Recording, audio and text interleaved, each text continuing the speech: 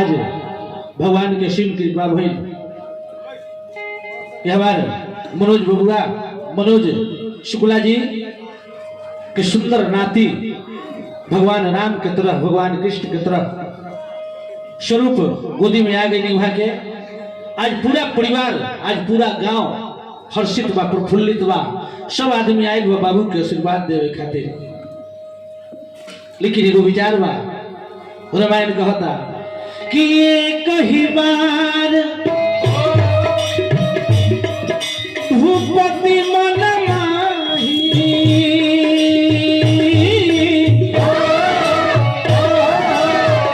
भयउ गला मोरे सुत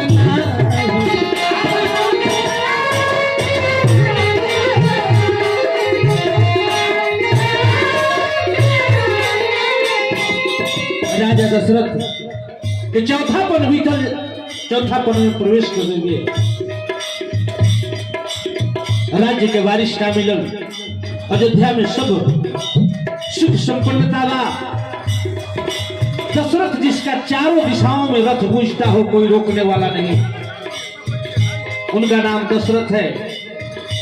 सारा सुख संपत्ति बा लेकिन राज्य के वारिस ने के घर में लड़का नहीं।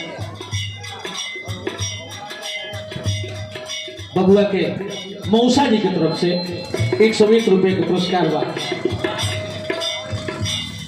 101 रुपए के पुरस्कार बबुआ के मौसा जी की तरफ से मौसी जी की तरफ से हार्दिक अभिनंदन बा। बाबू के आशीर्वाद नेक जोग हमरा मिलल रोग बलाय सब बाबू के भागल रहो। सब संपन्नता बा अयोध्या में लेकिन लड़का नहीं थे। वो लड़का के फिक्र ना रहे राजा की काहे कि पूरा प्रजा के वहां के अपन संतान समझत रहे। लेकिन एक बार ऐसे जहां भी वो राज्य दरबार में केकरो लड़का होके सब प्रथम राजा दशरथ के गोद में आवे। एगो प्रजा के संतान भई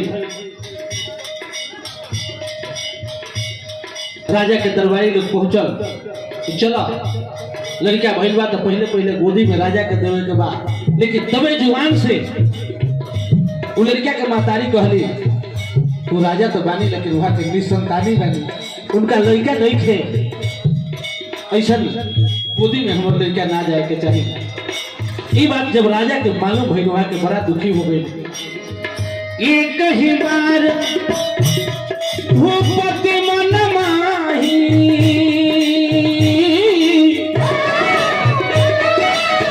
भयउ गला मोरे सुत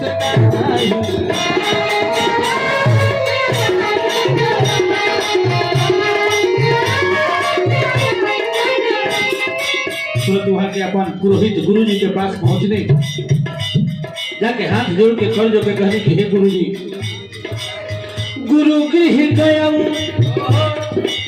तुरंत महिपाला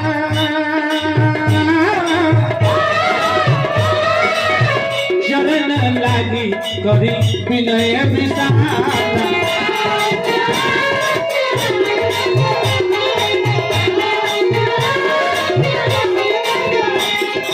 राम सिया राम जय जय राम राम सिया राम जय जय राम।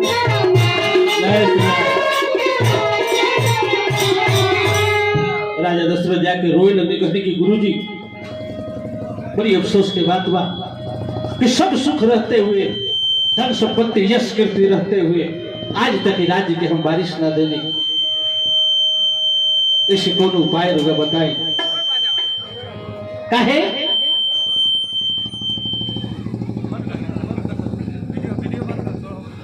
काहे कि आज